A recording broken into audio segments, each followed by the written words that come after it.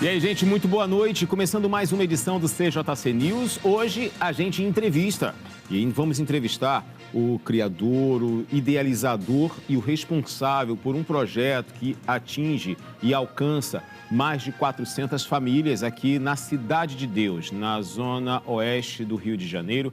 E vem fazendo um trabalho já há 6 anos, fazendo uma mudança, promovendo essa mudança de mentalidade, de cultura, de atividades, abrindo e acendendo uma luz no caminho aí de um monte de crianças e adolescentes. Eu estou aqui com André Melo, responsável pela ONG Nós. Tudo bem? Seja bem-vindo. Tudo bem, obrigado pela oportunidade, Anderson, estar aqui falando para vocês, contar um pouquinho da história do projeto. Então, há 6 anos tem muita coisa, muitas crianças já passaram por ali também. Mas antes da gente começar a nossa conversa, vamos dar uma olhada em um pouco do que é o Projeto Nós. Roda aí.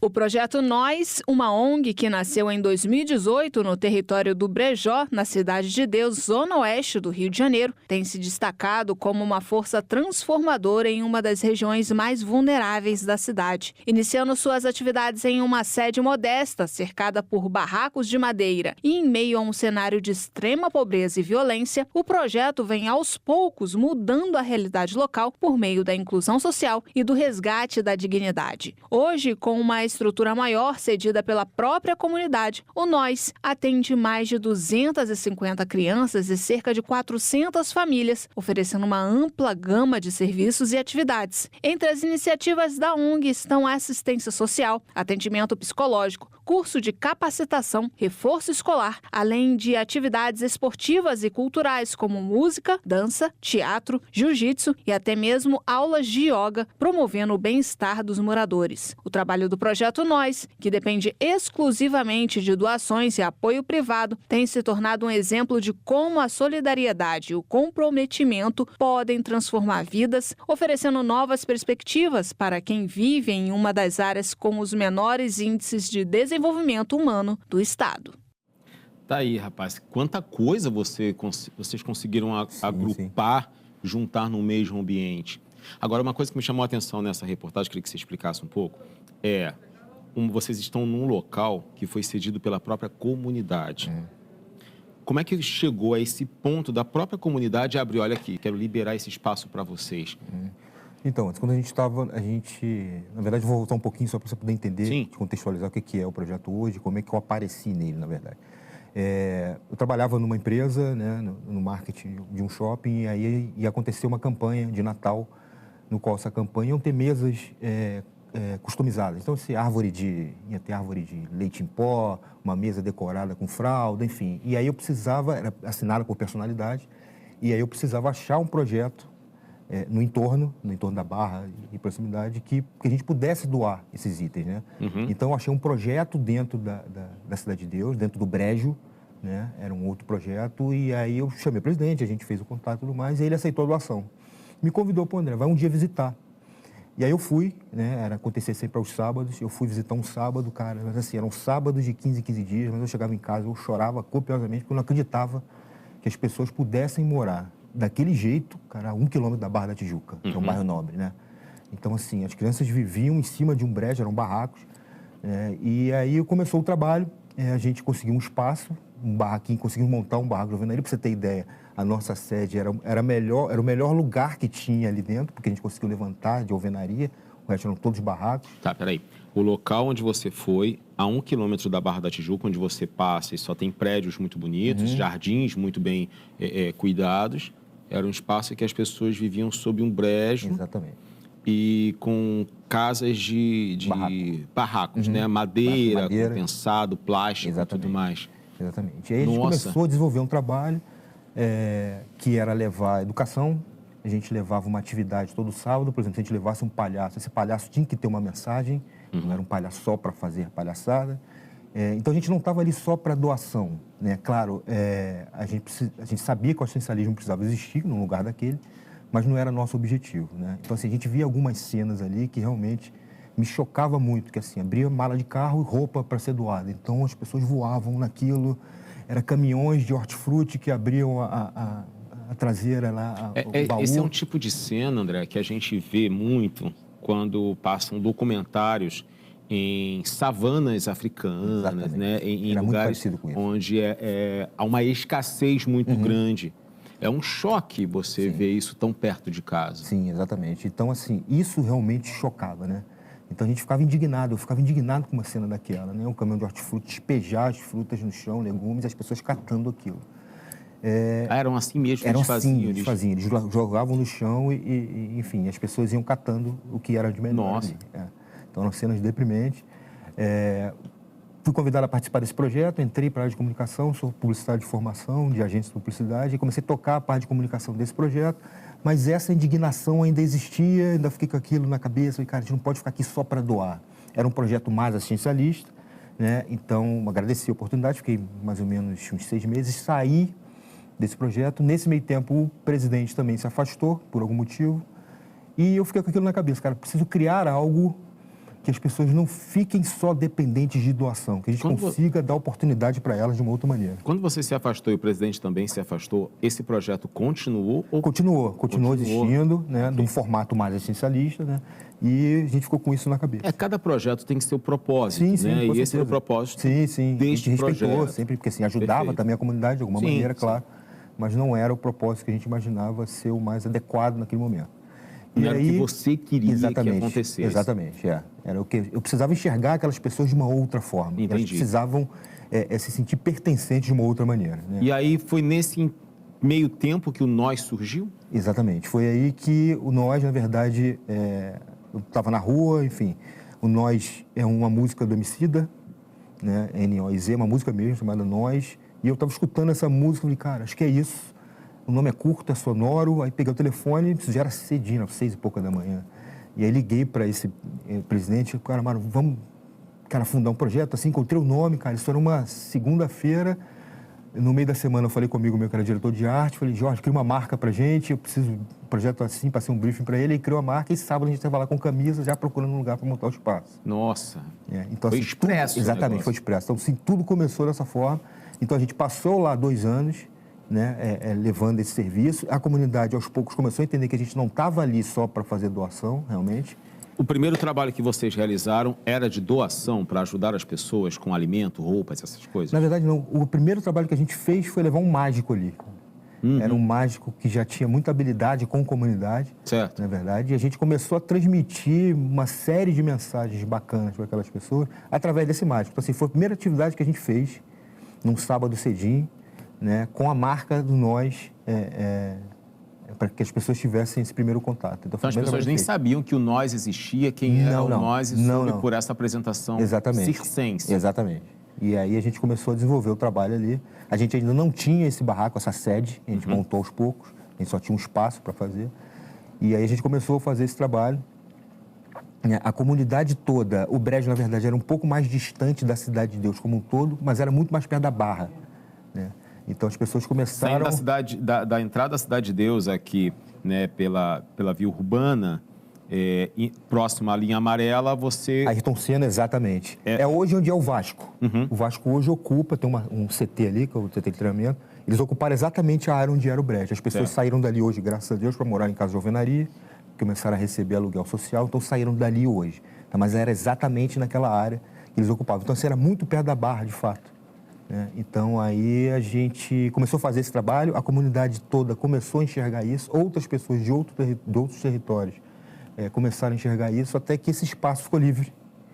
Caramba. E aí eles foram nos procurar. Cara, vocês topam? Eu já estava imaginando crescer um pouco mais para esse território, dentro do Karatê, que é uma região que a gente chama de Karatê, e para continuar atendendo o Brejo e também outras pessoas no entorno, né, da Cidade de Deus, para conseguir atingir outras localidades também na Cidade de Deus. Quando você fala desse tempo, né, até conseguir esse espaço maior, o que vocês atuavam, o que vocês faziam ali com nós? A gente levava uma psicóloga, a gente tinha uma assistente social, a gente tinha um dia de saúde, que a gente levava uma clínica médica e uma dermatologista, que bombava esse serviço, por sinal, porque dermatologista sabe que é caro, as pessoas não têm acesso.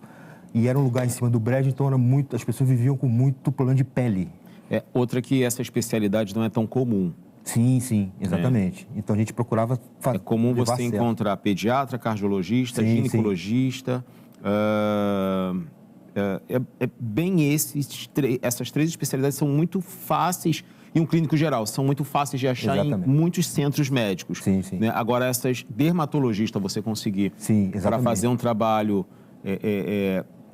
de atendimento gratuito para as pessoas é muito difícil. Sim, e ela levava amostra, né? Então, assim, através dos contatos dela, uma dermatologista particular, ela levava amostra de remédio, então as pessoas ali na consulta saíam de lá com remédio. Uau, Né? legal. Assim, a gente via muito tratamento de problema de pele, a médica falava isso, tratando de forma errada. Né? E ela, não, assim, então saíam de lá já medicados, que era melhor ainda. Né? Então a gente começou a fazer isso, a gente levava um trabalho de educação também que era para as crianças. Mas, André, deixa eu te perguntar, um dermatologista, porque muitos tinham problemas de pele, Sim. por consequência de morar... Um lugar úmido, extremamente úmido. Então, assim, saneamento não existia. Não tinha nada. Assim, água encanada, água filtrada. Não, depois de um certo tempo a gente começou a enxergar aquilo como normal, né? Na verdade, porque a gente já estava ali de tanto você ver a mesma coisa todo dia, aquilo já não te chama tanto atenção como no início. Sim, então a gente entrava na casa das pessoas, enfim, para tomar café, eles recebiam a gente super bem. Mas, cara, era realmente uma cena assim, de quem ia ali, que não tinha contato várias pessoas que eu levei para conhecer o espaço, realmente saíam de lá, cara, assim, estarrecido com a condição daquelas pessoas. Pra você ter uma ideia, lona, cara, quando a gente arrumava uma lona era tesouro, entendeu? Porque te botavam por cima então chovia, entrava água, cara, era deprimente, de fato, cara. A residência dessas pessoas não tinha saneamento, não tinha estrutura, não tinha o cuidado. Nenhuma. Estavam esquecidas até pelo governo. Exatamente, eram esquecidas pelo poder público, ninguém ia naquele lugar. Nossa, rapaz. E é interessante foi que aquele lugar acendeu para você quando você começou você foi levar uma doação de um trabalho que você realizava. Exatamente, isso aí. Né? É muito engraçado essa logística que a vida faz para a gente chegar em alguns lugares. Sim. Né? O que ali começou o projeto, nós já tinha 1 ano. Inicialmente, vocês fizeram essas apresentações circenses para atrair e tudo mais. O que fez com que essas crianças e adolescentes criassem raízes no nós antes de ter essa sede que vocês têm hoje? Eu acho que, assim, era aquele sentimento de pertencimento de fato. Né? Então, assim, era isso que a gente não tinha pretensão de ocupar o lugar dos pais, né? Assim, mas as crianças projetavam na gente o que eles não tinham em casa, na verdade. Era natural isso.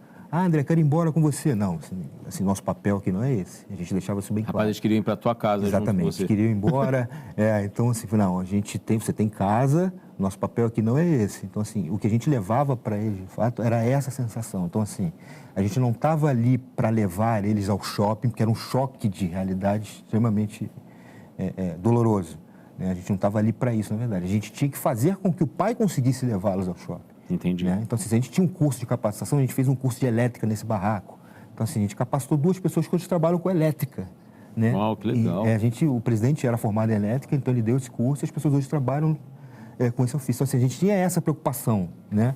O vínculo que a gente tinha, claro, você acabava, assim, você não podia transparecer isso para aquelas crianças, mas você acabava tendo um apego muito grande por cada uma delas. Sim, né? verdade. Pela vida que elas tinham naquele lugar.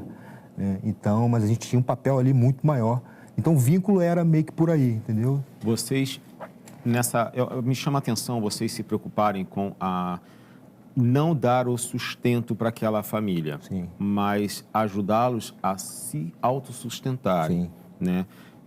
O curso de elétrica, né, de você formar 2 profissionais, são 2 famílias que automaticamente, ou talvez paulatina essa mudança, mas já não é mais necessitada do nós para ter o alimento. Sim. Porque eles já conseguiriam prover isso através do trabalho.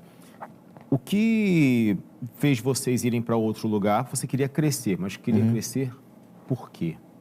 Porque a gente estava limitado só a atender ao brejo. Né? Então, assim, a gente tinha um espaço. Quem estava de fora não ia para o brejo. Infelizmente, era uma comunidade que, inclusive, sofria preconceito, porque tinha gente da própria Cidade de Deus que não conhecia o brejo. Né? E a gente queria continuar atendendo o brejo e também outros territórios dentro da Cidade de Deus. Me faz pensar que o brejo é o lugar onde aqui existe uma necessidade, aqui é o fim do fim. Exatamente, é isso por aí. Era o fim do fim. Era o sentimento que todo mundo tinha, que as pessoas conheciam. As crianças dali que tinham condições de chegar até uma escola? Algumas sim, outras não. Era uma outra luta que a gente tinha, né? Através da assistente social para colocar aquelas crianças na escola. Não tinham, mas não conseguiam ter acesso por quê? Pela distância, pela dificuldade? Não, dificuldade, a própria família. Falta de documentos. Falta de documento, exatamente. Então a gente tinha que dar uma assessoria para colocar essa criança dentro da escola. O que mais te impressionou quando você mergulhou? Que enquanto você via até em outro projeto, você estava vendo uma vertente do problema. Quando você assume, cria e encabeça o nós, você vê o problema macro, né? De cima, você vê tudo. O que mais te impressionou que você falou assim, não é possível isso acontecer?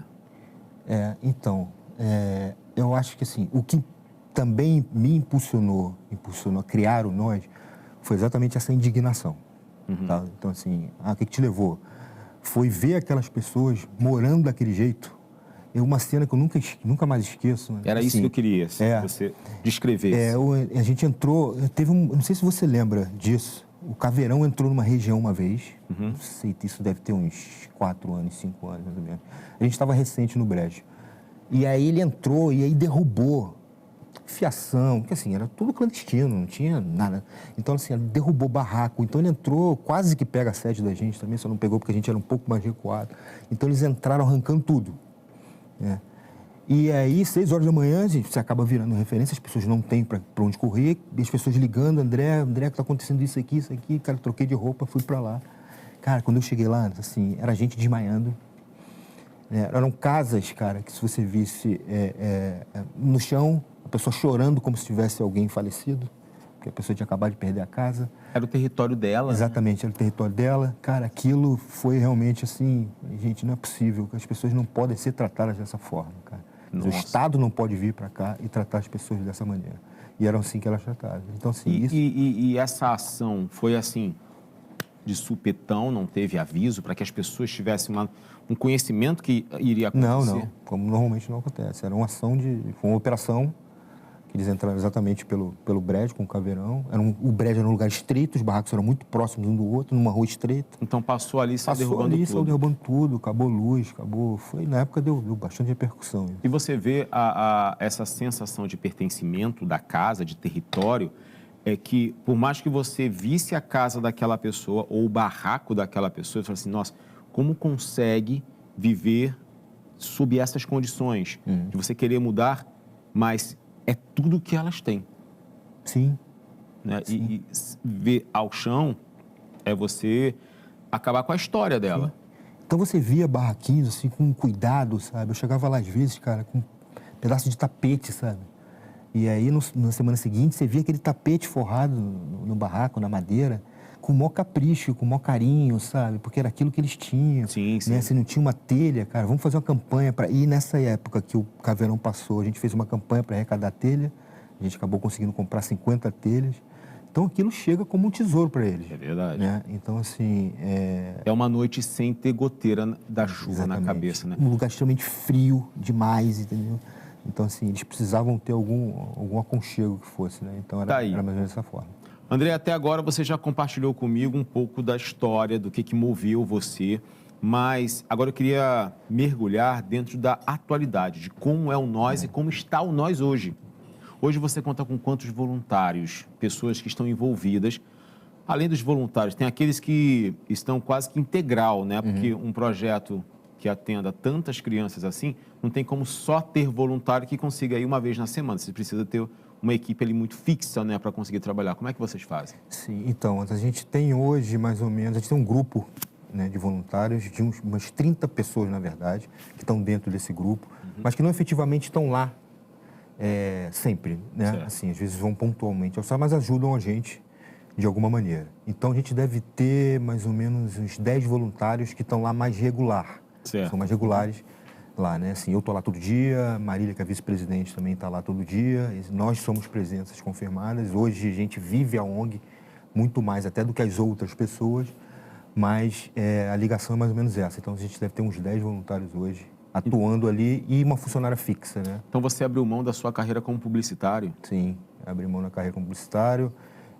A coisa foi acontecendo, foi crescendo, já não conseguia dar mais conta, nem da agência e nem da ONG. Ah, você chegou a ter uma agência. Eu trabalhava numa agência. E aí largou tudo? Larguei tudo e hoje eu estou integralmente ONG, vivo ONG, trabalho na ONG. Hoje a gente trata a ONG como uma empresa.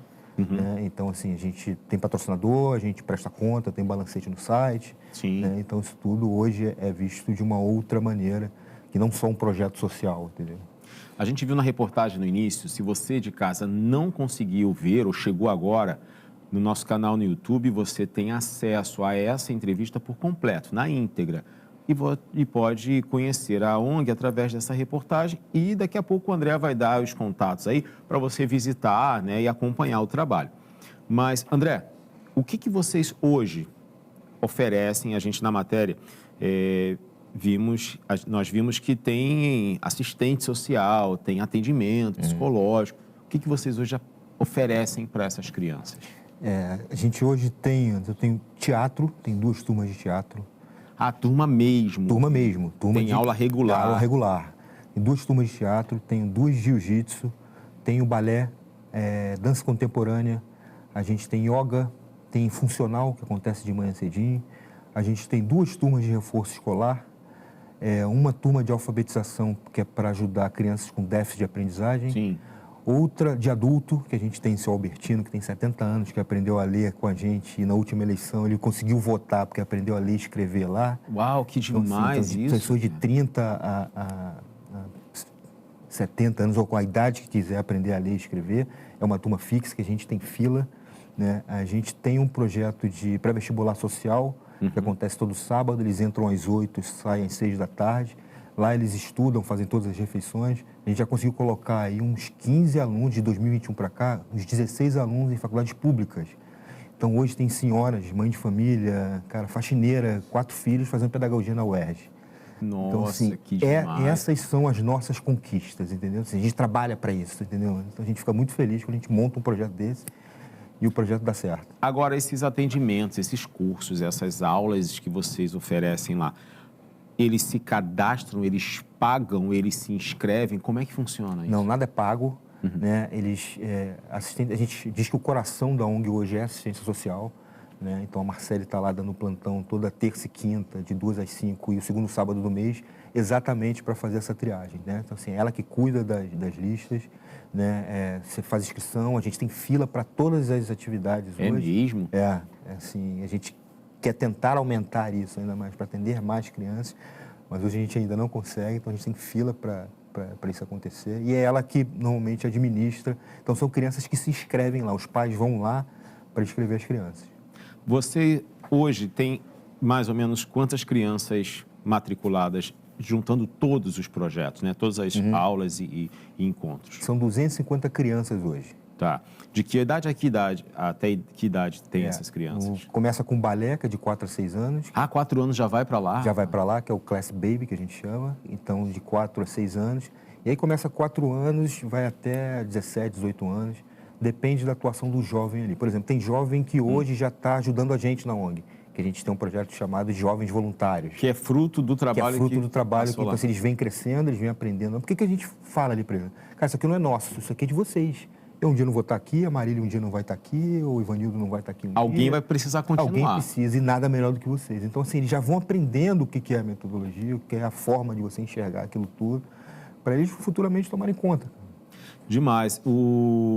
Essa assistente social que você fala, que é o coração, né, que faz essa triagem toda, possivelmente ela também recebe pedidos de ajuda extra o que vocês oferecem. Sim, sim. E como é que funciona isso?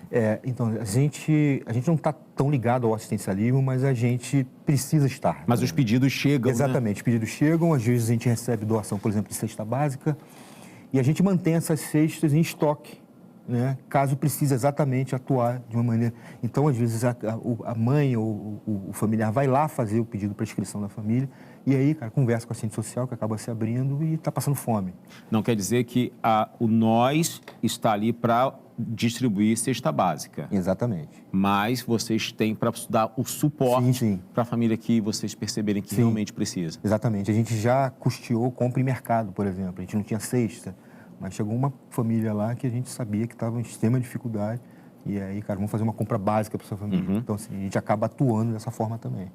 Você já me pontuou aí o nome... Qual o nome do senhor que... Albertino. Albertino, seu Albertino, né? E as crianças de 4 anos que já vão lá para fazer a Class Baby, né?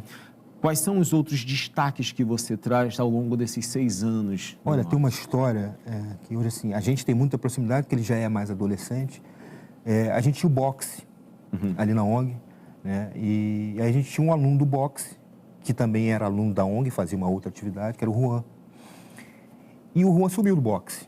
Cara, vamos procurar o Juan, fui na assistente social, na época era Case, que você acha o Juan sumiu, não sei o que está acontecendo, ele já era um talento no boxe, o professor está procurando por ele. Descobrimos que o Juan estava vendendo bala no sinal.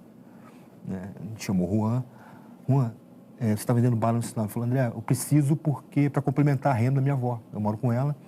Era ela só ganha ele e a muito avó? Pouco, ele e a avó, então eu preciso estar no sinal. Então eu falei, o que você quer? Você quer treinar? Cara, eu adoro boxe, enfim, eu quero treinar boxe, você vai treinar o boxe e vai estudar. A gente chamou um patrocinador, que era uma pessoa física, um cara que, o Léo, que está sempre com a gente desde a época do Brejo. Léo, consegue ajudar com alguma coisa?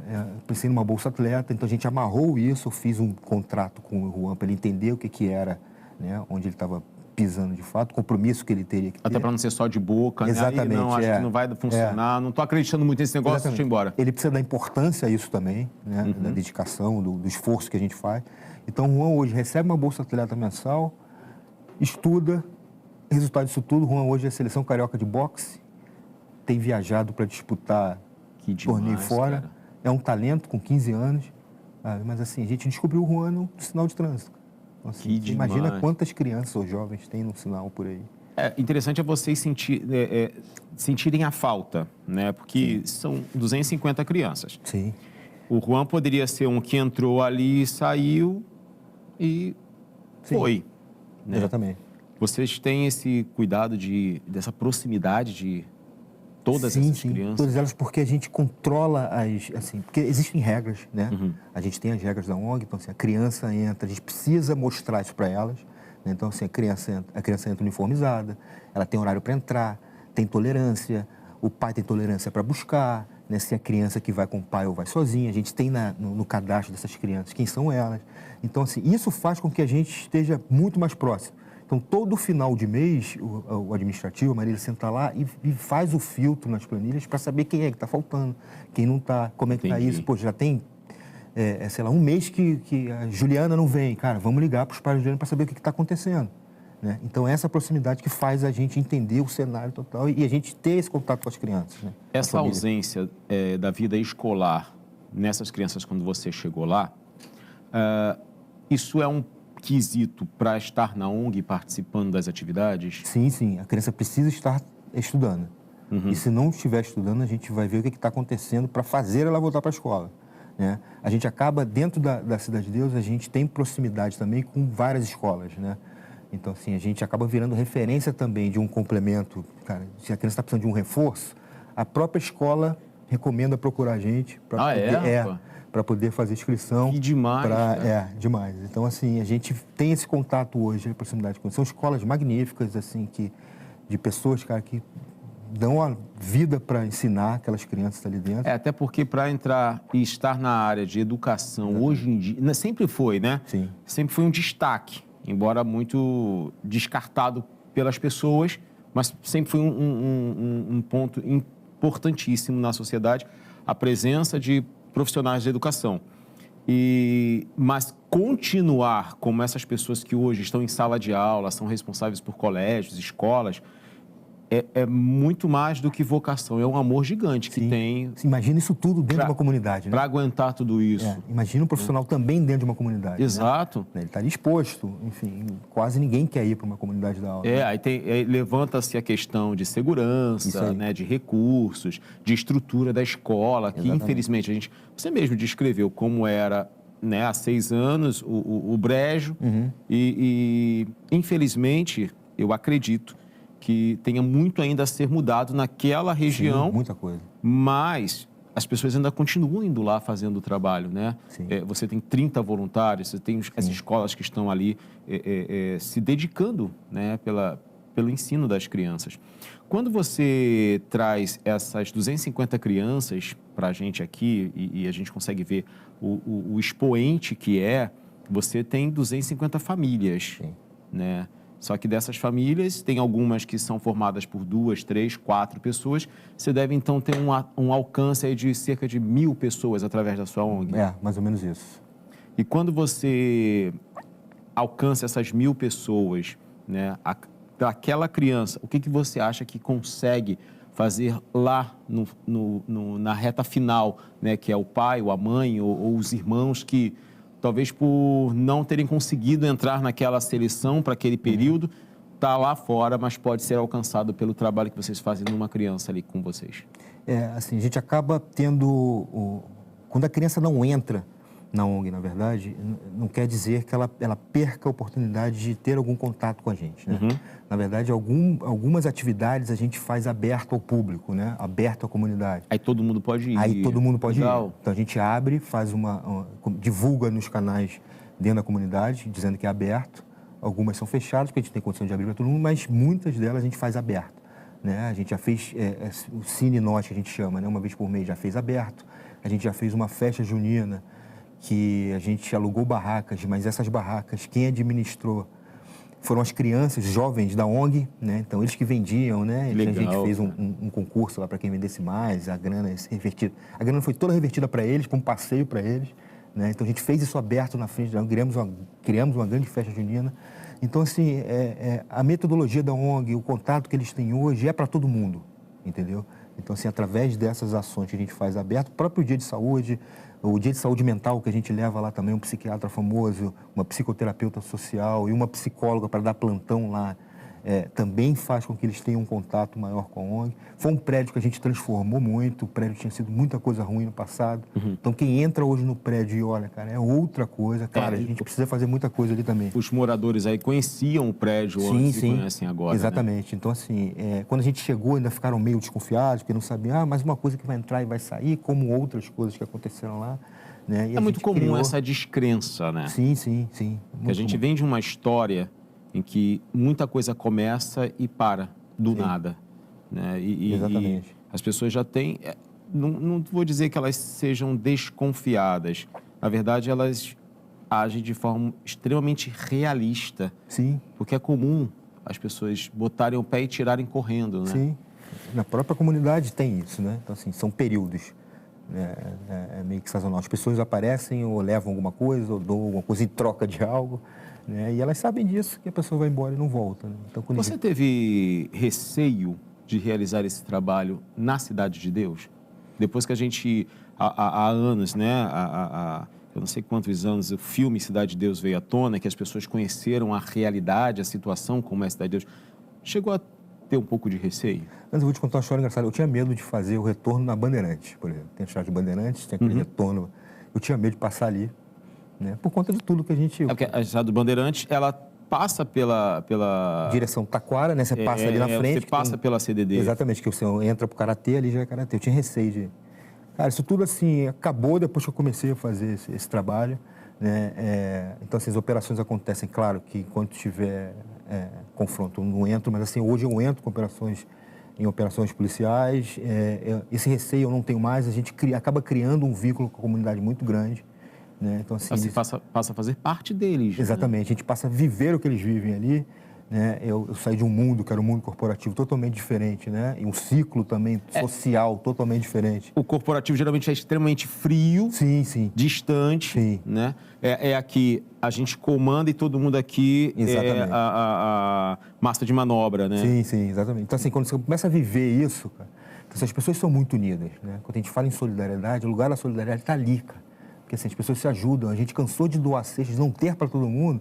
Cara, uma pessoa levando, não, me dá uma, né, que eu vou dividir com fulano e ciclano lá. Então, assim, eles dividem as coisas, né? Então, assim, por conta da vida que eles levam ali. Então, Essa empatia de vocês é muito legal, é motivadora.